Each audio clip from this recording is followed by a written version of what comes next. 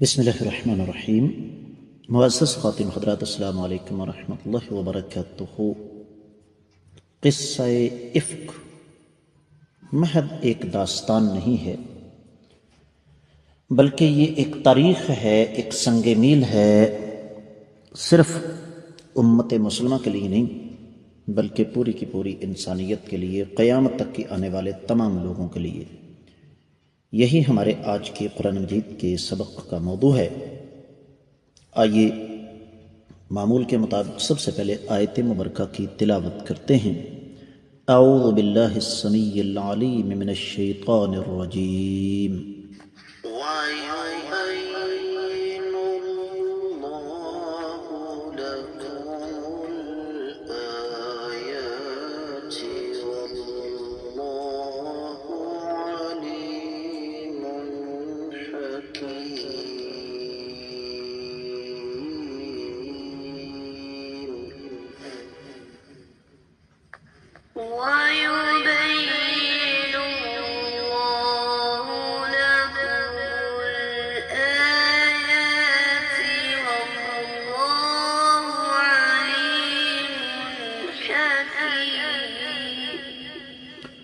معزز خواتین حضرات، رب کائنات کی پاکیزہ کتاب قرآن مجید پارہ ہے 18واں، سورہ مبارکہ کا نام النور، آیت مبارکہ ہے 18۔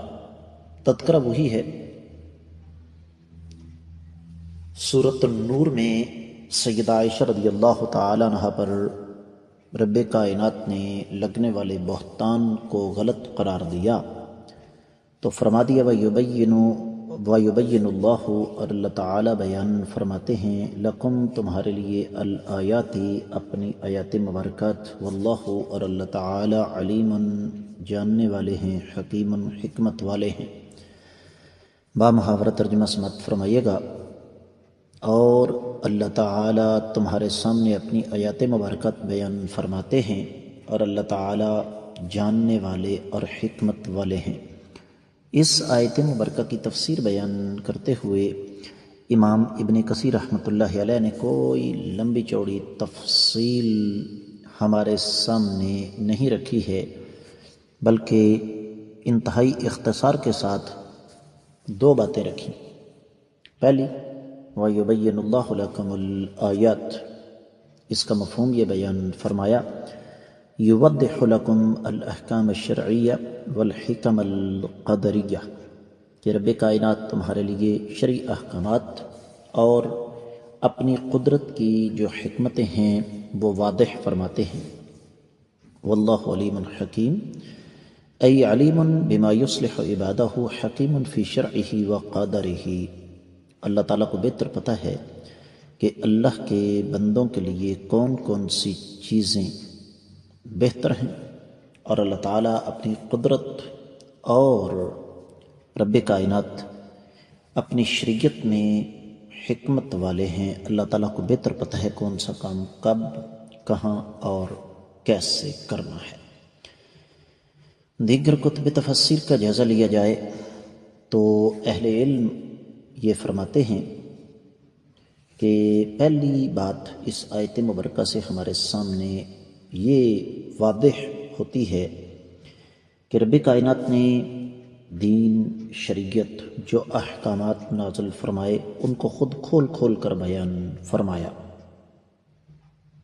جس کا نتیجہ یہ ہے کہ ان سے عبرتیں، نصیحتیں اور اسباق حاصل کرنا انسانیت کے لیے کوئی مشکل کام نہیں ہے۔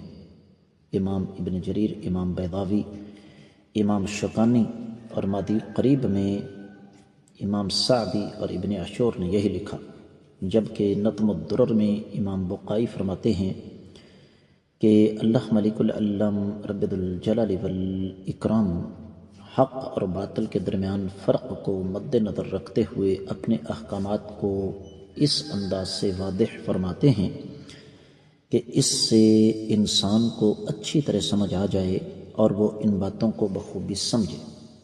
اور واللہ علیم حکیم، ان الفاظ کی وضاحت کرتے ہوئے امام بقائی نے نظم الدرر میں، امام ابن جریر وغیرہ نے یہ لکھا ہے کہ اللہ تعالیٰ کو ہر چیز کا علم ہے، اور اس کا ایک تسلسل یہ بھی ہے کہ اللہ تعالیٰ کو بہتر پتہ ہے کہ بندوں کے لیے کیا بہتر ہے اور کیا بہتر نہیں ہے۔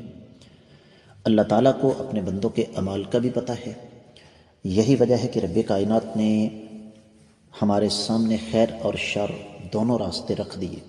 اللہ تعالیٰ کی حکمت مکمل ہے، اور اسی کا ایک تسلسل یہ بھی ہے کہ رب کائنات نے اپنے بندوں پر کبھی بھی ان کی طاقت اور استطاعت سے زیادہ بوجھ نہیں ڈالا، لیکن یہ طے شدہ بات ہے کہ اللہ تعالیٰ اپنے بندے کو جب بھی کوئی حکم دیتے ہیں تو وہ حکم بنیادی طور پر بندوں کے اپنے فائدے کے لیے ہوتا ہے۔ رب کائنات تو بے نیاز ہیں، اللہ تعالیٰ کو تو کسی چیز کی قطعی طور پر کوئی ضرورت نہیں ہے۔ لہذا مجھے آپ سب کو اس بات پر غور کرنا چاہیے کہ ہم اگر اللہ تعالیٰ کے احکامات کی پیروی کریں گے تو اس سے اللہ تعالیٰ کا کیا فائدہ ہے؟ یقیناً کوئی نہیں۔ اور اس کے مقابلے میں جب ہم اللہ تعالیٰ کے احکامات کی پیروی کریں گے تو ہمیں دنیا اور آخرت کی سعادتیں ملیں گی، اور جب اللہ تعالیٰ ہمارے اعمال کو دیکھیں گے تو ہمارے لیے اپنی رحمتوں کے دروازے مزید کھول دیں گے۔ وجہ اس کی یہ ہے کہ یہ دین، یہ شریعت اللہ تعالیٰ کی طرف سے ایک تحفہ ہے۔ یہ رب کائنات نے جو احکامات ہمیں عنایت فرمائے، یہ رب کائنات کی طرف سے ایک انعام ہے اور نعمت غیر مترقبہ ہے۔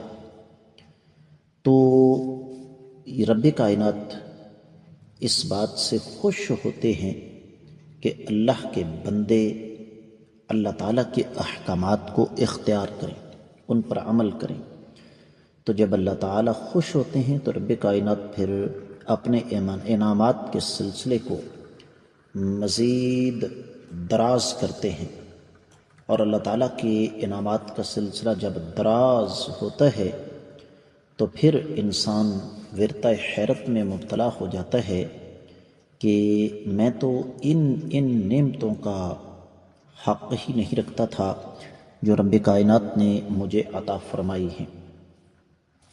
تو اس آیت مبارکہ سے ایک اور سبق بھی ہمیں ملا کہ یہ جو ہمیں ایک درس دیا جاتا ہے، دلچسپ بات یہ ہے کہ کچھ لوگ آج بھی 100-200 سال پیچھے رہ رہے ہیں۔ ان کو اس بات کا اندازہ نہیں کہ دنیا اب کہیں کی کہیں پہنچ چکی ہے۔ آج بھی اس قسم کی باتیں آپ کو سننے کو ملیں گی کہ جناب عالم دین قرآن ترجمے کے ساتھ پڑھ سکتا ہے، عام آدمی کو قطعی طور پر اس بات کی اجازت نہیں ہونی چاہیے کہ وہ ترجمے کے ساتھ قرآن پڑھے۔ عام آدمی کون ہوتا ہے ترجمے کے ساتھ قرآن کو پڑھنے والا؟ ہم یہ نہیں کہتے کہ عام آدمی ترجمے والا قرآن مجید پڑھے اور اس کے بعد اٹھ کر یہ دعویٰ کر دے کہ میں اسکالر بن گیا ہوں، میں عالم دین بن گیا ہوں، میں مفتی بن گیا ہوں۔ لیکن قرآن کی یہ آیت مبارکہ مجھے اور آپ کو پکار کر بتا رہی ہے کہ اللہ تعالیٰ نے جب آیات مبارکات واضح فرما دی ہیں تو پھر ان آیات مبارکات کو کسی ایک طبقے کے ساتھ مخصوص کرنا کہ صرف اور صرف یہ علماء کا کام ہے، یہ بات بالکل غلط ہے۔